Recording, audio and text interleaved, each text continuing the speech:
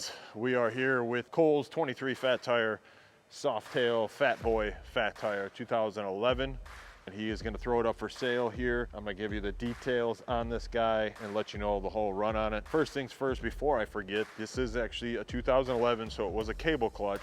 We converted it to a 2017 harness, so it's now EFI and what was injected before, but now it's throttle by wire, and we did the hydraulic clutch. I always forget to say that, so that way it just gives it a cleaner look. You know, jump into the front, we've got the bars, 8-inch bars, internally wired, internal brake line and clutch. It has a matte white lace graphic all through it. This is a full frame off, like I said, 2011 Fat Boy. This was actually the first one to receive AF Customs rear air tank swing arm. This was also the first guy to receive the boosted Brad mid controls. Everything on this bike was either painted white, which are custom white by Fast Eddie's, or it was Cerakoted with the gray on it, so we didn't leave any, stock parts. But the whole, like I said, it's a frame off. The whole motor came out.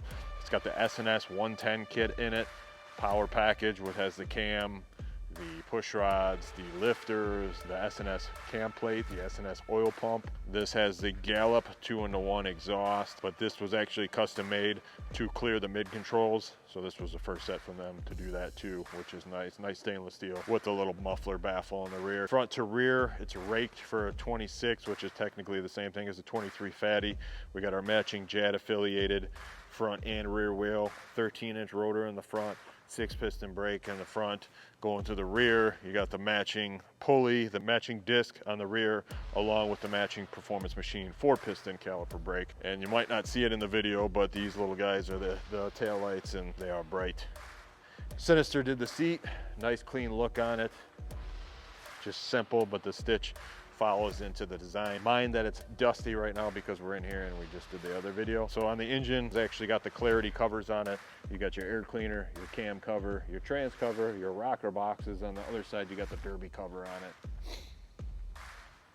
This bike has right at 2,200 miles on it before we did the frame off on it. It's got the Coso digital gauge on it for the speedometer and everything. The Dirty Bird nacelle, which is real nice, real clean look. Wrap fender, chin spoiler. Everything, like I said, on this guy has either been Cerakoted and or painted. Full lay frame. If you look on the bottom right now, you can actually see that it's sitting on feet just to protect the lower part of the frame. Those little feet guys right there can be interchanged if they wear out or anything happens to it. This is just, I don't want to scrape up a white frame and have any issues. I believe that's it. It's only got under 100 miles in the break-in, so it's technically a fresh build. It was at Daytona, and it's ready to rock everywhere else. So we're gonna stick it here online. The only thing that I haven't done on it, which I'll point out, which we'll probably have done by then, is just your swing arm bolt and your front motor mounts just have the original bolts on there. So we're just gonna put caps on there that are Cerakoted. Where the original forward controls are, I just made a plate, and that way if you do decide you don't want the mid controls and you want to put the forward controls back on, we actually have the painted to match floorboard mounts, and then we would just have to get some floorboards for it. The mid controls are definitely for a shorter person, and Cole isn't that tall. He's like, I think 5'11", and even for him it was pretty tight. But what we're actually going to do is move the bars forward just to give you a little more play on the front, a little more space, so that can be adjusted if need be. Other than that, if you have any questions, like I said, it is for sale right now. Clean title in hand. Shoot us a text, 779-435-0849. That's 779-435-0849. And don't forget, hit the subscribe button, hit the notification bell, and drop a comment. Let me know what you guys think.